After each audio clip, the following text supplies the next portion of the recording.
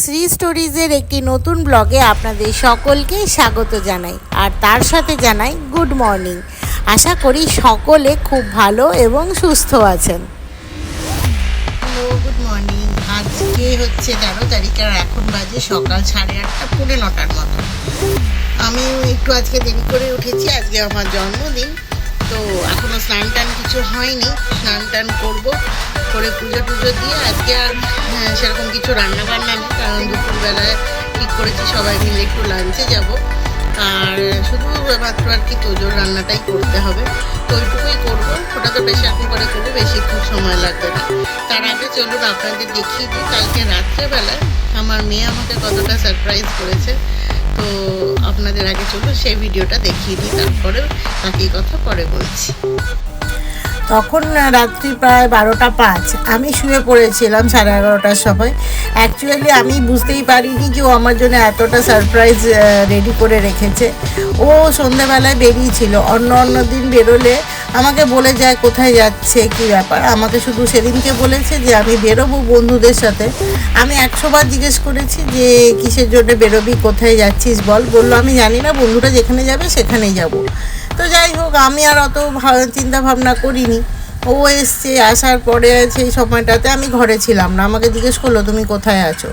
ও যে আমি নেই সেই সুযোগে ও যে ঘরে এইসব এনে রেখেছে আমি জানি না। আর আমি সত্যি খুব খুশি হয়েছিলাম, সারপ্রাইজ তো হয়েইছিলাম, তার সাথে খুব খুশি হয়েছিলাম যে মেয়ে অনেক বড় হয়ে গেছে। প্রত্যেক বছরই ওর বাবা থাকে না, যেই জন্যে ওই এসব করে, কেক টেক এনে ওর বান্ধবী আছে রায়সা, দুজন মিলে এইসব করে। কিন্তু ও এইখানে এসে কলকাতায় এসেছে, অত জানে টানে না। আমি ভাবিনি যে ও এরকম সারপ্রাইজ রেডি করবে। তো আমি খুব খুশি হয়ে গেছিলাম সেদিনকে। ও আমার জন্য একটা ছোট কেক, একটা কার্ড, আর আমি যেহেতু ফুল ভালোবাসি, তো আর সেটা খুঁজে খুঁজে ভায়োলেট কালারের ফুল সেই সমস্ত দিয়ে একটা বুকেট বানিয়ে এনেছিল। আমি কিন্তু পুরো সারপ্রাইজ হয়ে গেছিলাম। তো দেখিয়ে দিলাম আপনাদের যে কালকে রাত্রেবেলায় ছোট করে একটু কেক কেটে আমি ওদের সবার সাথে আমার বাড়ির লোকদের সাথে কীভাবে বার্থডে সেলিব্রেট করেছি। তো অনেক দিন পরে গুটুর পাপাও আছে, সেটা তো উপরই পাওনা। আর সত্যি বলতে কি, গুটু বহু বছর ধরে আমার বার্থডে সেলিব্রেট করে।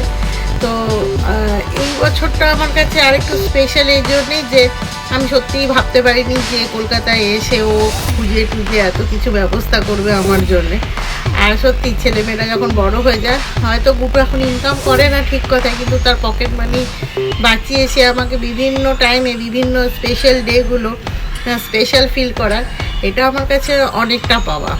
তো চলুন এবার স্নান টান করে কাজটা করে নিই, তারপরে রেডি হয়ে আপনাদের সাথে কথা বলছি। এই দেখুন, স্নান টান কমপ্লিট করে মা, মেয়ে আর বাবা তিনজনেই রেডি হয়ে গেছি। ওদিকে গুটুর পাপা জুতো পরছে, আর এই গুটু এখানে আমারই একটা লং স্কার্ট, তো ওকে আমি দিয়ে দিয়েছিলাম। তো ওটা অনেক দিন পরা হয়নি বলে লং স্কার্টটা দিয়ে পরেছিল।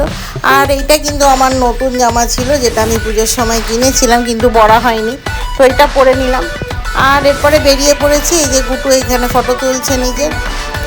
সেদিন আমরা স্পেশাল লাঞ্চ করতে চলে গেছিলাম একটা ভেরি স্পেশাল জায়গা, সেটা হচ্ছে 6 বালিগঞ্জ প্লেস, যেটা কিন্তু চৌরঙ্গিতে আছে।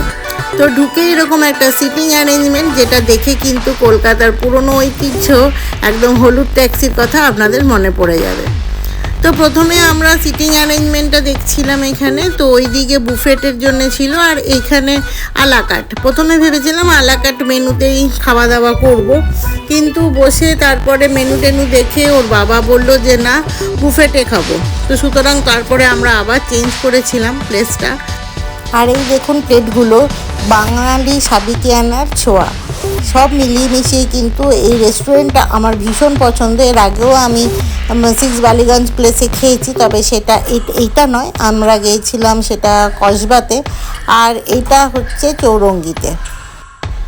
আর মেয়ে বলেছিল মেয়ের কলেজের সামনে এটা অনেক বড় রেস্টুরেন্টটা, মা চলো ওইখানেই যাই। আর যেহেতু আমি বাঙালি খাবার খেতে একটু বেশি ভালোবাসি, খাবার আমার কাছে প্রাণ, খেতে আমি ভীষণ ভালোবাসি। আমি অল্প পরিমাণে খাই, কিন্তু বিভিন্ন জিনিস খেতে ভালোবাসি, কিন্তু বাংলার খাবার খেতে, আমার বাঙালি খাবার খেতে বেশি পছন্দ। তো এইটা ছিল বুফেটের মেনু, দেখিয়ে দিলাম আপনাদের, কারণ মুখে বলে এত বড় মেনু কিন্তু কমপ্লিট করা সম্ভব নয়। আর এই দেখুন কি সুন্দর দেওয়ালে প্লেট দিয়ে সাজানো আছে, আর প্লেটগুলোতে এত সুন্দর অপূর্ব ড্রয়িং করা, ওখানে থেকে যেন চোখগুলো আমার সরছিলই না।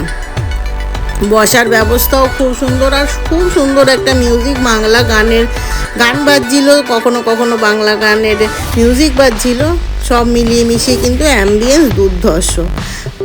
এদের খাবার দাবারের টেস্ট নিয়ে তো কিছু বলার নেই, কিন্তু সেদিনকে একটা জিনিস যেটা হচ্ছে কুমড়ো ভর্তা ছিল মেনুতে, আমি খেয়ে একদম মানে অবাক হয়ে গেছি। বিশ্বাস করুন, এত সুন্দর কুমড়ো ভর্তা আমি কোনো দিনও খাইনি।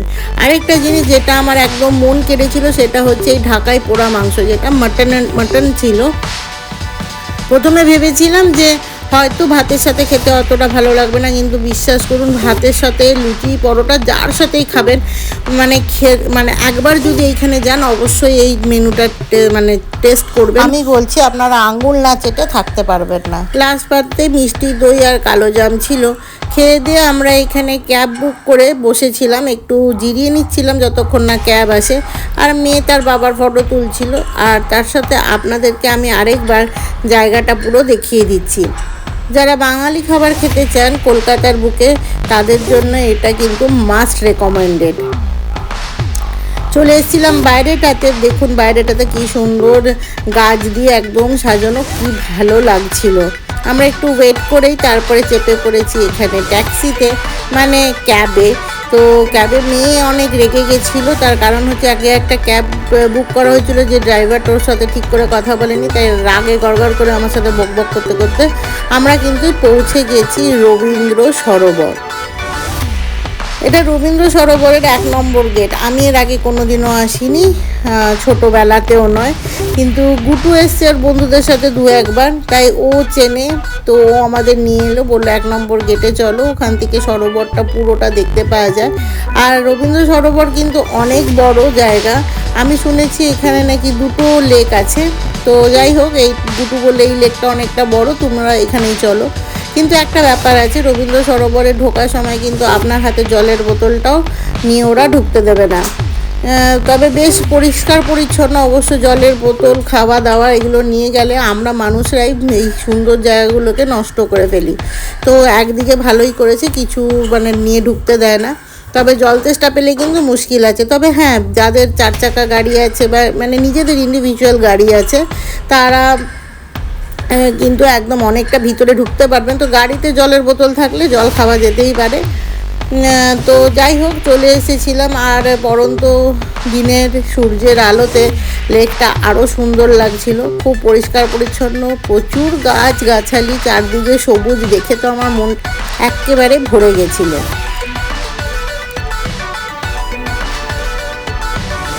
তবে খেয়ে নিয়েছি অনেক, তাই জন্য হাঁটতে খুব অসুবিধা হচ্ছিলো। মেয়ে হেঁটেই যাচ্ছিলো, আমি বলছিলাম বস। রাস্তায় যেতে যেতে 2 বার কিন্তু আমি মাঝখানে বসেওছি। খুব সুন্দর জায়গা। আর উল্টো দিকে একটা ছোট মতন লেক টাইপের ছিল, সেটার মধ্যে জানি না ওটা পদ্ম ফুটেছিল, মানে পদ্ম তো ফুটেছিল না কিছুই, মানে পদ্ম পাতা ছিল না, ওটা শালুক আমি বলতে পারবো না। তবে প্রচণ্ড মানে একদম ভর্তি হয়ে, দেখুন একদম আপনাদের দেখাচ্ছি সামনের দিকে, পদ্ম না শালুকের পাতায় একদম ভর্তি হয়ে আছে।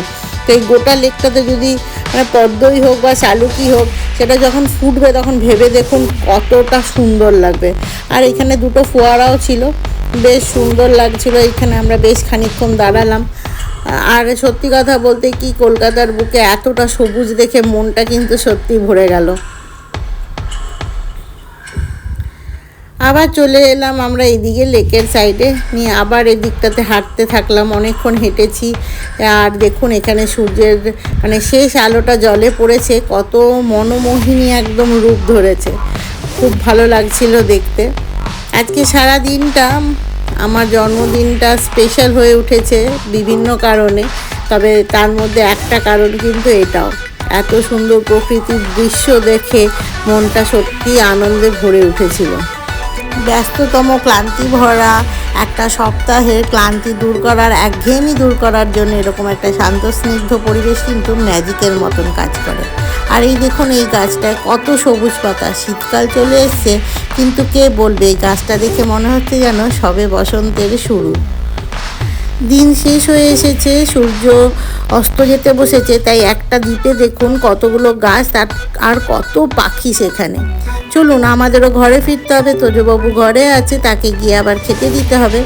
তাহলে আজকের ভিডিওটা এই পর্যন্তই, দেখা হচ্ছে খুব তাড়াতাড়ি নতুন কোনো ভিডিওর সাথে। ততদিন অবধি খুব ভালো থাকবেন, সুস্থ থাকবেন আর সাবধানে থাকবেন।